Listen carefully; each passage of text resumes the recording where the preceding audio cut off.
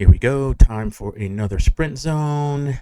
And this one's for 5/12/2026. And I am displaying the TFR jerseys that you may see in this video. It's pretty cool that Jacob made this happen. So I thought I'd give him a shout out there before we get the party started.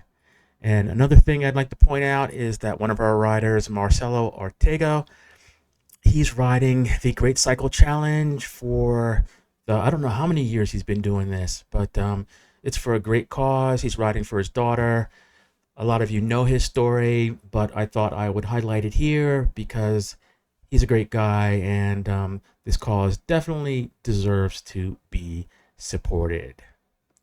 So on that note, it's party time, and let's get the thing rolling. All right, so here we go. Another TFR, and it's a big group today, and I'm kind of surprised. Well, maybe I'm not surprised, because Tuesday there are always competing rides. There's short track in the evening, there's TTH, there's the Fort Collins club ride on Tuesday, and there's always a plethora of people doing buddy rides. But it's cool that people come out to play, and I'm happy to host this one because I've been doing this for I don't know, a lot of years. So I'd like to also thank Mr. Ron Kennedy for not only his 8K video 360 from Insta360, but his telemetry also, and the cool gauges up at the top that give the 5-minute power versus 30-second. I think that's just so cool. It lets you know how much people are working, and you can see right now that there was a wind coming off of the east, my right shoulder. So I was not sheltered. Ron was, so my 5-minute power was 30 watts higher than his. You can see mine was at 160, Ron's is at 120 there. But there's digression. So definitely a little bit more fatigued than some people that are fresh. I don't know if a lot of people are kind of aware that what side you're riding on matters where the wind is. And it's kind of a problem if we don't rotate quickly enough, because people get stuck on the windward side. And I see sometimes strong men being sheltered. And I'm not talking about you, Ron, but you were sheltered there. Not your fault, just good tactics. In any case, time to move up. So there were a lot of people that were kind of looking, not kind of, they want to just ride coattails to the end. And you can see right there, strongman Ed dropping back. I think he might have done TTH earlier. Dropping back a little bit. We got Curtis, Cat 3, strong local rider, ex-leader of the store rides on Saturday. Super nice guy also. So nice to see that he's coming out to play. In front of me in the yellow, we've got Corn Doggies represented. And that's Scott Paglia, and he's won a bunch of local races in the past year.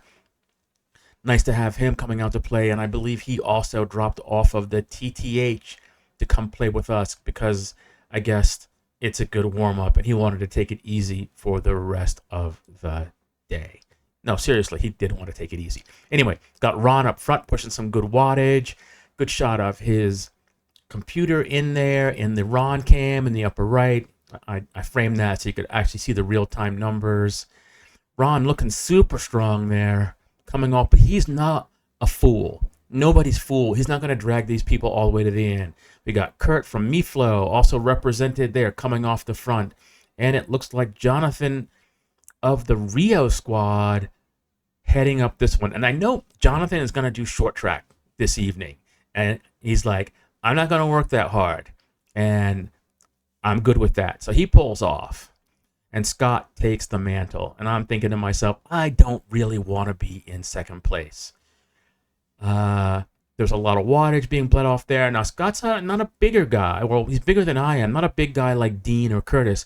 The draft is decent. It's not great. It's not as good as being 4 or 5 riders back. So I don't want to be up here too long. So we're looking at the power here. My numbers versus Ron's.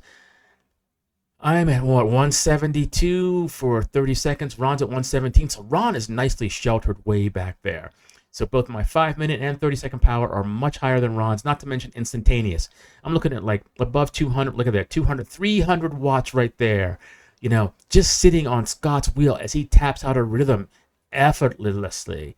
It's just amazing that he can put out that kind of power and wants to put out that kind of power this early on. But we do need people to actually want to create a selection. He comes off. Nice little wiggle of the arm as he settles back in. And I don't want to be up here that long either. It's hard being in second place. And as one of my readers or listeners commented a couple of weeks ago, I think like Addy38 or something, Adrian is his name. He's like, dude, you're doing too much work out there. You shouldn't be pulling all these people to the end. And he's absolutely right. So with a big group like this, I am not going to be putting my nose into the wind any more than I need to. Now, the risk to that is you get forced back into the shuffle. And as you can see, looking rearward there's a shit ton of people just kind of sitting in.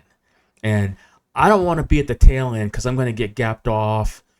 So I need to settle in somewhere. And sometimes people just aren't nice.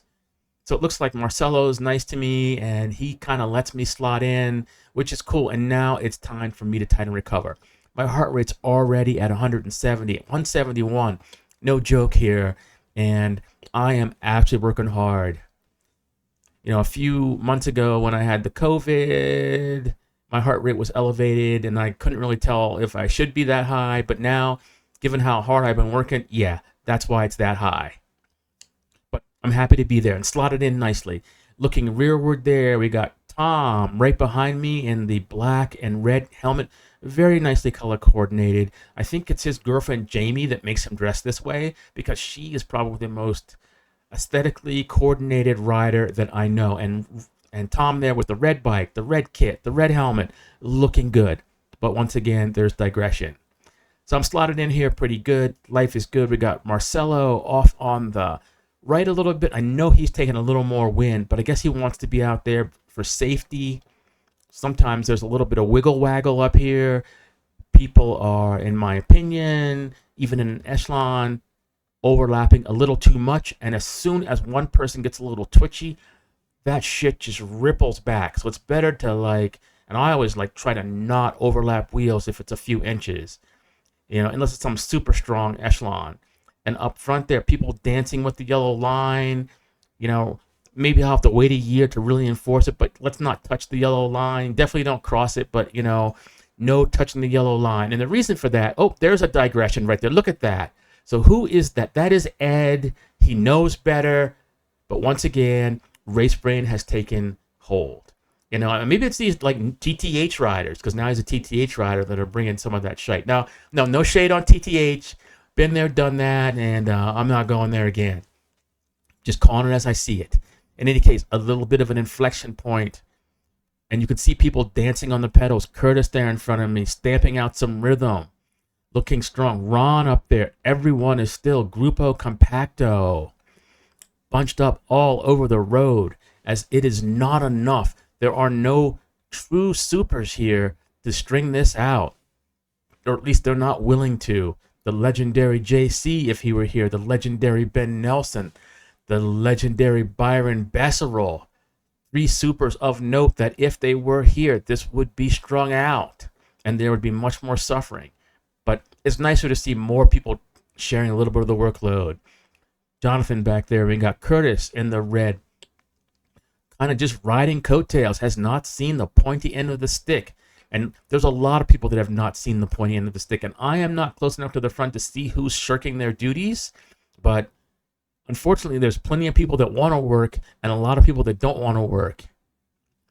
I've settled in nicely now. Heart rate come back down to 160. And this is nice, That's about my LT threshold. And I'm happy to be there. 157, yeah, finally I've recovered there. There's a good look at Curtis, I believe, to my right there, forcing his way up through. And I wanted to make certain to hold my position here. I do not want to be pushed back too much further. And you can see there's opportunity to move forward, but I'm not going to take it just yet. There's going to be quite a bit of shuffling up front. And if the churn is too much, I might unfortunately see myself at the pointy end of the stick again when others who have not been there. So I don't want to be there just yet. Using a little bit of savvy here. Still a hard ride. Here we go, dancing next to the yellow line. I'm not quite certain who is not that far over. Looking at the Ron cam up there. Ron to the front, throwing down some good wattage. And looking at his power. Ron over 500 watts, 600 watts. This is why I remember it hurt so much. You can see I had to match that. And now at this point, Ron's 5-minute power and mine were equal at 205. Nice work up there, Ron. And looks like Curtis takes the mantle. And this is when I really began to suffer. This is when things really began to string out. When the big man, one of the heads of state, a could-be super at the front, just stringing it out. And you can see how everything has got it in line now. There's no room for play. There's no one who wants to pretend that they're strong sitting out in the wind, because it is indeed go time. And you can see Ron has an excellent position there. Number 2, and Curtis is a big enough draft that it's okay to be number 2. Looking at Ron's power, 30-second power, his is like, what, 260? Mine's like 244. So pretty much equivalent there. And Ron's heart to 160. I rarely see his heart rate that high. And he is to the front now, taking over. And this is where I'm hoping there's going to be some respite. And I believe the speed dropped from 25 to 21 because there's a little bit of wind up there. And that wind is kind of holding the group together. Not even the might of Curtis could create a selection early enough here. And everyone, well, at least everyone you can see is like still here. And there goes Curtis in the red, sneaking up the left-hand side. A man who has not seen the pointy end of the stick. A man who was riding coattails. Oh, and there's a good rearward view. You can see that people were shelled here. And you see that car passing, giving us extreme room. This is why we don't want to touch the yellow line. This is why we don't cross the yellow line. Okay, and now I'm trying to recover from that effort that Curtis put in. Heart rate now 175. And it's like, okay, looks like there was Carl in the blue blocking me a little bit. And I'm trying to hang on here, trying to pass a few people to hang on. Unfortunately, all it takes is just a little bit of hesitation and you are lost. So I think I saw my heart rate 178, looks like the high here. And it looks like I might be in for like a top 10 or some such. And I just can't close this gap. And maybe a hubris that I could have been there if I were a little bit further up. Could have been a contender. But it was good. Nice clean fun there. Don't know who won that one. Unfortunately, the Ron Cam was back there with me. But it's not about winning. It's about putting in a good show and working hard. You can see Ron's 5-minute power into 232 there, coming down. I didn't take a look to see what the high was, but it was above mine. So well done, Ron. Well done. Yeah, I enjoyed that one. Except for that digression of the yellow line. Every freaking week, I have to say, someone crossed the yellow, and people know better. You know better. There could have been cars passing us at that point, and then it could just be like extreme ugliness. So here we go. So looking at the Ron Cam here, there's a good shot of me making the turnaround. There's a lot of people here, and this is like, I think it was, I'm going to call you out, Brian. See the car hits the brakes here? Like, Brian turns right in front of this car to get back into the group. I'm like, dude, you didn't have to do that. That was just like stupid. I mean, there's enough cyclists that make us look bad. But like, you're old enough to know better. You're like 70 something. But I'm going to quote my mom here. There's no fool like an old fool. Okay. Yeah, you can come talk to me about it. Because we can chat here. But yeah, I saw that move, did not like it. You know. Yeah. I mean, there were plenty of people behind. You could have made the turn later. You're not that weak. So anyway, I'm hanging back behind the car. But we'll get the show on the road because, you know, actually I rendered a lot of video, but we don't want to talk about all of it. So we're going to fast forward through here. Like, we're still like all over the road. There goes like Mitch. I don't know where Mitch is going. But anyhow, we're like 4 abreast here. Like, we could start to double it up, but once that sprint zone happens, people just get like, we own the road. We are gods. And they just like don't think that you should be as far right as is reasonable. 2 abreast. Enough said about that. So we're rolling on here. Rolling on. Up. Went a little too far. Let's get it going. Okay. So we get a little more organization as we head towards the second sprint zone. Into the corner here. Good shot of the Ron Cam. because he's directly in front of me. And as the rules of engagement state, we should wait till everyone is around the corner. And that is more or less true. Although people up front, like, they don't really think about it that much. Maybe the guys up front did today, but I think there was some wind here. And I can see that it's causing, and not on this particular ride, others start fighting for position so they don't have to like work really hard. In any case, I'm at the back. There's a good shot of Bill there, of the Fort Collins Cycling Club. And you can see the flag there. So the flag is like a crosswind coming off of our left shoulder. So I'm in the back, la-di-da-di-da, and alarm bells are going off. There are people just letting gaps open up here. I'm like, we can't have this. So there goes Ron.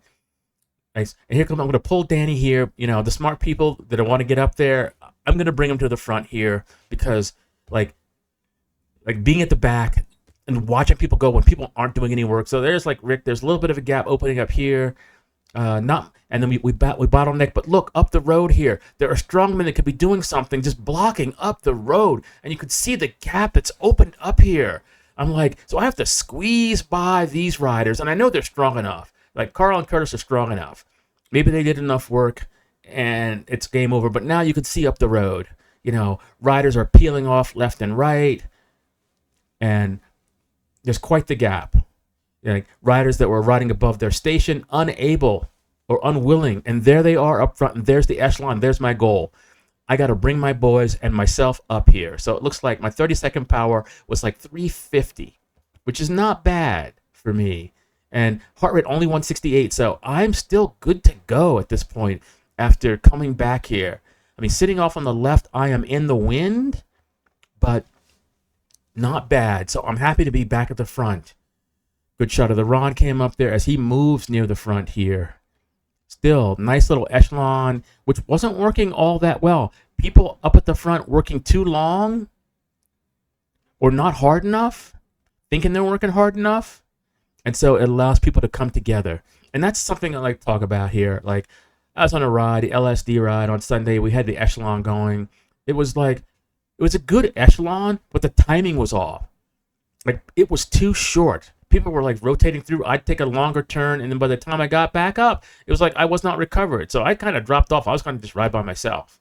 But anyway, it's the timing of the echelon. Like, it should be like a single pace line, not a continuously rotating one. That's not efficient. Doesn't allow anybody enough time to recover. We can talk about that later. Anyway, so I've got reasonable position here. Still into the wind. Current power like 400 watts there. Heart rate 162. Like, so I'm good. My legs are good, feeling good. You know, the season's starting to come along. My zone 2 training is good. But I'm not in the draft here, unfortunately. And so there goes Ron coming off the front. That's nice. It looks like it might be Curtis going forward up there. I've got Danny right in front of me, and I'm wishing I could just have a little more draft because now my heart rate's getting up there, 172. So now we're on the rivet, or close enough to the rivet that it hurts. And here's the little hill. This is where people are going to stand up. And this is where I just don't have it. Trying to force myself up here, but it's just challenging. And there's the final stomping. We got Miflo team, Rio team, Viral team. I don't know what team Christina's riding for, but it is like a strong women's team. She's Cat 2. And I don't see, amazing that Curtis got the jump on people up there as I try to come through, but, you know, too little too late. Heart rate 175, and so I kind of just shut it down at this point. If you want to call like 170, 80 watts, like shutting it down. I want to keep it honest, but you know, giving it what I had and then like re-upping it, I don't really think it does that much for me. But we try to keep it honest. Ah, good times. Good times. So if we watch the crew fade in the distance. And we're going to fast forward a little bit through here because it's not that exciting. Everyone's waiting. I don't know who won that one. I think it might have been Curtis. There might have been a few people like that passed me. You know, I could render the whole thing. I know like 40 minutes continuous from the beginning. But I'm not going to talk through all of that, which is why we fast forward. So a little bit of waiting here. A lot of bit of waiting here. And we're going to get to the meat here. You know, crossing the stop sign. On our way to the last sprint zone. So, I mean, things are pretty good here. And this is, I don't know who called for the rotation, but this was a good idea.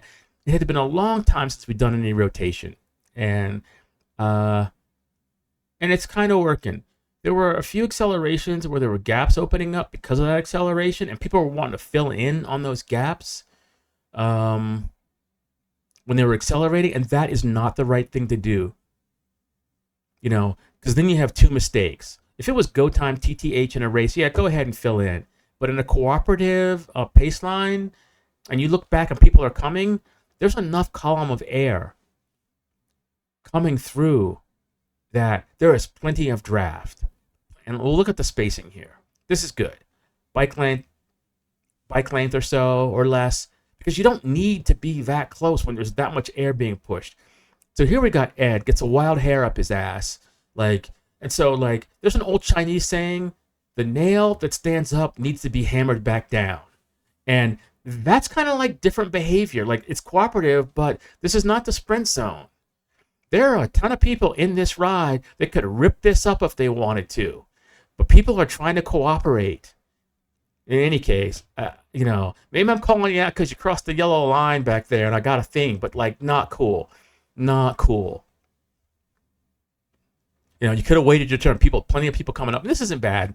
In a big group like this, slowly moving, rotating, pushing air, everyone gets to do a little bit of a work, because this is supposed to be the tempo section. Not like this ride isn't all about sprint, recover, sprint, recover, sprint. The ride used to be about learning stuff, practicing your skills. Been on too many rides, too many races where we try to get a working pace line together. People are just jumping. It's just awful. Awful, awful, awful. It's because, etiquette has not been observed here. But we're going to talk about this just for a little bit. So here we go. Like, the rider in the red, 2 reds up, is letting this gap open up here. You see this gap opening up? It's like he needs to be on the wheel here. And I told him about it. He's like, I thought we were doing a single pace line. Yeah, we are. It's double pace line. Like kindergartners know how to follow suit. Look at the pattern. Seasoned riders are single pace line, is double pace line. In fact, I'm going to be giving a little clinic to the Fort Collins Cycling Club. You should come out. I think the end of this month. We're going to talk about some of that. But anyway, just wanted to say. But other than that, this was pretty good. And I think one rider early on switched and filled in a gap, which he shouldn't have. But I was yelling at people not to do that. So, they can hate me, but I'm the ride leader. I can do whatever I want. Yeah. Okay. So enough of that. Otherwise, the pace line it worked out really well. But we're gonna move on to the last sprint zone. But maybe this corner. This corner was interesting. This is the corner where people were making excuses for it's a nasty corner. We have to cross the yellow line. That's why people are doing this. Whining, making excuses. Like my father used to say, anybody can come up with an excuse. Yeah, and I heard that a lot. So if you people think that your excuses are going to work on me, I don't think so. So here we go. Nice little corner, and you could see Christina and the gentleman behind me, everybody's kissing the yellow, but nobody goes over it. It's on the hairy edge. All right. I shut it down at this point. There's no need to be going that hard at this point. And let's see, we're going to come forward a little bit. And it's going to be go time. A little bit of recovery. I think we got one rider back, which is okay. At least people are a little more orderly here. Still a little bit of a bunch up. But what can I say? I'll just keep hammering it home until either nobody shows up or we get it right. So we make the corner. I don't think there's a serious check to see if everybody is here. It looks like, Ron, you're up front. I think somebody was back. I don't know who it was, but they will end up chasing. So, yeah, there's a rider back there, and I think it's a strong rider, and you can see they're okay, they're going to come. But, I know your intentions were good. And we're looking at your power. Your power's not that high, so, yeah, they should be able to, chase on, 100 watts or whatever. That little accordion effect is there. So the sprint zone's on. It's supposed to be pretty much neutral until the bridge. Everyone's staying pretty much in line here. There are people riding above their station, and I'll talk about this. I mean, on this ride, there haven't been a lot of people that have decided that they get dropped and then they go to the front. They get dropped and they go to the front. Not the front, but at the stop sign, they'll position themselves third or fourth just to let a gap open up. And it's understandable, right? Less yo-yo, you get to hang on a little bit longer. But it's, one of those behaviors that if people do that and you're one of the stronger riders behind, just got to be aware their gaps are going to be opening up. And if you want to be a contender, like this isn't racing. It's like street racing.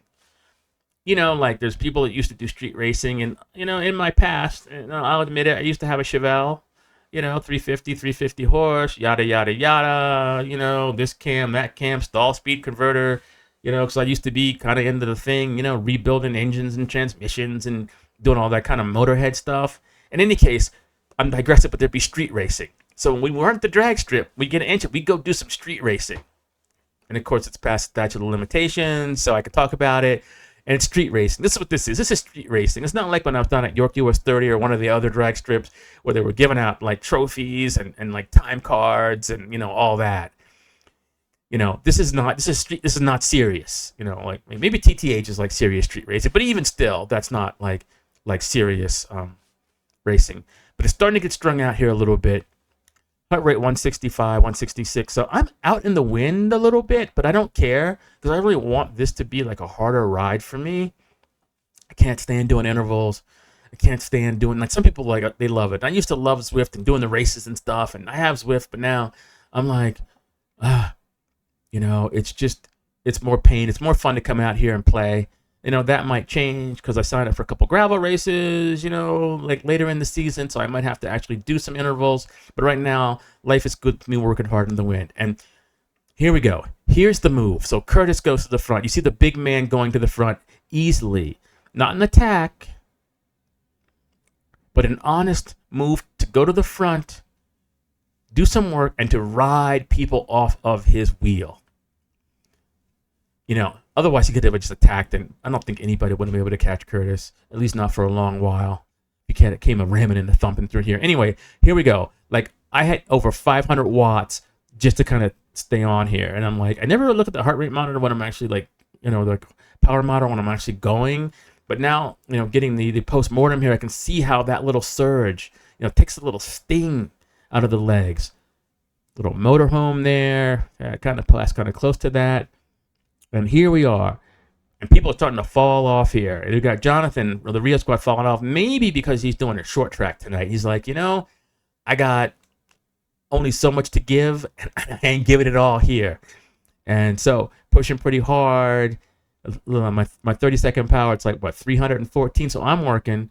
Then we got Carl here in the blue of the Viral squad going backward in a tearing hurry.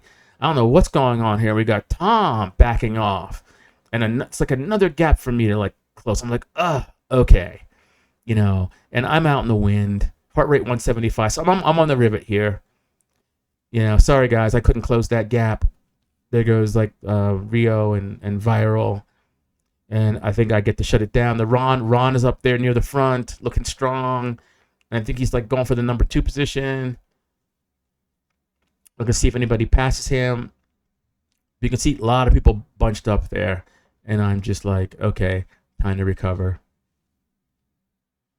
And it looks like, did Curtis actually get that one? I can't really see. And here come the also rans coming through. Yeah. Can't really see what's going on there. Let's just fast forward through this a little bit. Yeah. And that was fun. A good time was had by all. Until next week, peace out.